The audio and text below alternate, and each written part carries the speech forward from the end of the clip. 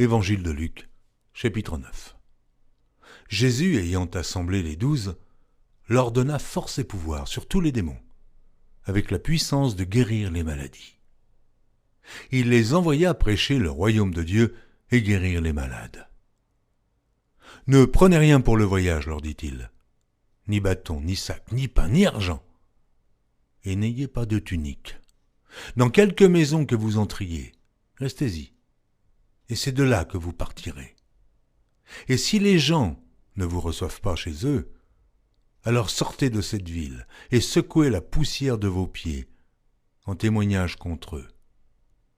Ils partirent et ils allèrent de village en village, annonçant la bonne nouvelle et opérant partout des guérisons.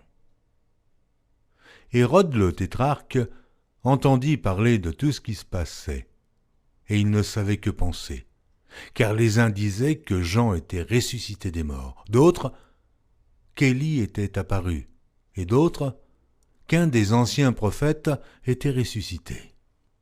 Mais Hérode disait « J'ai fait décapiter Jean. Qui est donc celui-ci dont j'entends dire de telles choses ?» Il cherchait à le voir. Les apôtres étant de retour, racontèrent à Jésus tout ce qu'ils avaient fait. Il les prit avec lui et se retira à l'écart, du côté d'une ville appelée Bethsaïda. Les foules l'ayant su, le suivirent. Jésus les accueillit, et il leur parlait du royaume de Dieu. Il guérit aussi ceux qui avaient besoin d'être guéris. Comme le jour commençait à baisser, les 12 s'approchèrent et lui dirent « Renvoie la foule, afin qu'elle aille dans les villages et dans les campagnes des environs pour se loger et pour trouver des vivres.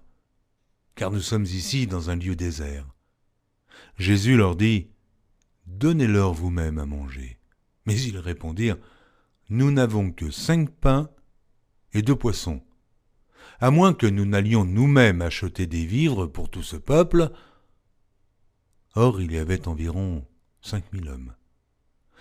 Jésus dit à ses disciples « Faites-les asseoir par rangées de 50. » Ils firent ainsi. Ils les firent tous s'asseoir. Jésus prit les 5 pains et les 2 poissons, et, levant les yeux vers le ciel, il les bénit. Puis, il les rompit et les donna aux disciples, afin qu'ils les distribuassent à la foule. Tous mangèrent et furent rassasiés, et l'on emporta 12 paniers pleins des morceaux qui restaient. Un jour que Jésus priait à l'écart, ayant avec lui ses disciples, il leur posa cette question. « Qui dit-on que je suis ?» Ils répondirent « Jean-Baptiste ». Les autres, « Élie ». Les autres, qu'un des anciens prophètes est ressuscité. « Et vous, leur demanda-t-il, qui dites-vous que je suis ?» Pierre répondit, « Le Christ de Dieu. » Jésus leur recommanda sévèrement de ne le dire à personne. Il ajouta qu'il fallait que le Fils de l'homme souffrit beaucoup, qu'il fût rejeté par les anciens, par les principaux sacrificateurs et par les scribes, qu'il fût mis à mort, et qu'il ressuscita le 3e jour.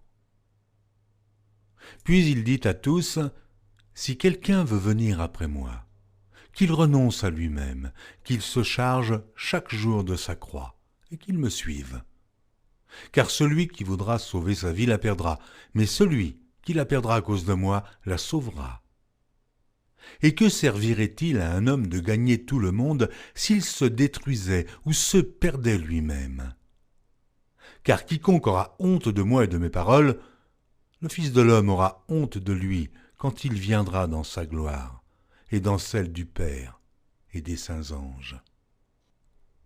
Je vous le dis en vérité, quelques-uns de ceux qui sont ici ne mourront point qu'ils n'aient vu le royaume de Dieu. » Environ 8 jours après qu'il eut dit ces paroles, Jésus prit avec lui Pierre, Jean et Jacques, et il monta sur la montagne pour prier. Pendant qu'il priait, l'aspect de son visage changea, et son vêtement devint d'une éclatante blancheur. Et voici, 2 hommes s'entretenaient avec lui, c'étaient Moïse et Élie. qui, apparaissant dans la gloire, parlait de son départ qu'il allait accomplir à Jérusalem. Pierre et ses compagnons étaient appesantis par le sommeil. Mais, s'étant tenus éveillés, ils virent la gloire de Jésus et les 2 hommes qui étaient avec lui. Au moment où ces hommes se séparaient de Jésus, Pierre lui dit « Maître, il est bon que nous soyons ici. Dressons 3 tentes, une pour toi, une pour Moïse et une pour Élie. » Il ne savait ce qu'il disait. Comme il parlait ainsi, une nuée vint les couvrir. Et les disciples furent saisis de frayeur en les voyant entrer dans la nuée. Et de la nuée sortit une voix qui dit « Celui-ci est mon fils élu, écoutez-le. » Quand la voix se fit entendre, Jésus se trouva seul. Et les disciples gardèrent le silence, et ils ne racontèrent à personne en ce temps-là rien de ce qu'ils avaient vu. Le lendemain, lorsqu'ils furent descendus de la montagne, une grande foule vint au-devant de Jésus. Et voici, du milieu de la foule, un homme s'écria « Maître, je t'en prie, porte les regards sur mon fils, car c'est mon fils unique. Un esprit le saisit et aussitôt il pousse des cris, et l'esprit l'agite avec violence, le fait écumer, et a de la peine à se retirer de lui, après l'avoir tout brisé. J'ai prié tes disciples de le chasser, ils n'ont pas pu. » « Race incrédule et perverse, répondit Jésus. Jusqu'à quand serai-je avec vous, et vous supporterai-je?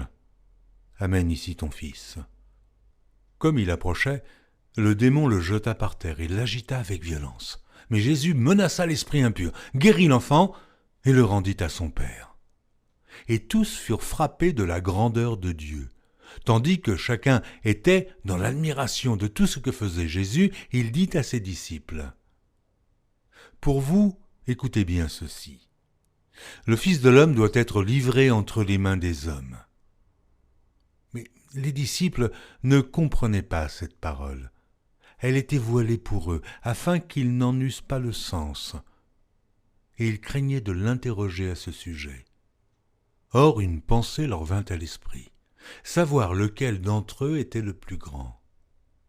Jésus, voyant la pensée de leur cœur, prit un petit enfant, le plaça près de lui et leur dit « Quiconque reçoit en mon nom ce petit enfant me reçoit moi-même, et quiconque me reçoit celui qui m'a envoyé, car celui qui est le plus petit parmi vous tous, c'est celui-là qui est grand. » Jean prit la parole et dit « Maître, nous avons vu un homme qui chasse des démons en ton nom, et nous l'en avons empêché, parce qu'il ne nous suit pas. » « Ne l'en empêchez pas, lui répondit Jésus, car qui n'est pas contre vous est pour vous. » Lorsque le temps où il devait être enlevé du monde approcha, Jésus prit la résolution de se rendre à Jérusalem. Il envoya devant lui des messagers qui se mirent en route et entrèrent dans un bourg des Samaritains pour lui préparer un logement. Mais on ne le reçut pas, parce qu'il se dirigeait sur Jérusalem. Les disciples, Jacques et Jean, voyant cela, dirent « Seigneur, veux-tu que nous commandions que le feu descende du ciel et les consume ?»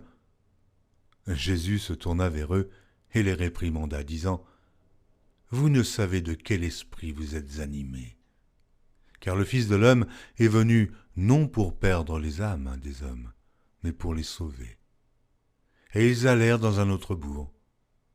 Pendant qu'ils étaient en chemin, un homme lui dit « Seigneur, je te suivrai partout où tu iras. » Jésus lui répondit « Les renards ont des tanières, et les oiseaux du ciel ont des nids, mais le Fils de l'homme n'a pas un lieu où il puisse reposer sa tête. »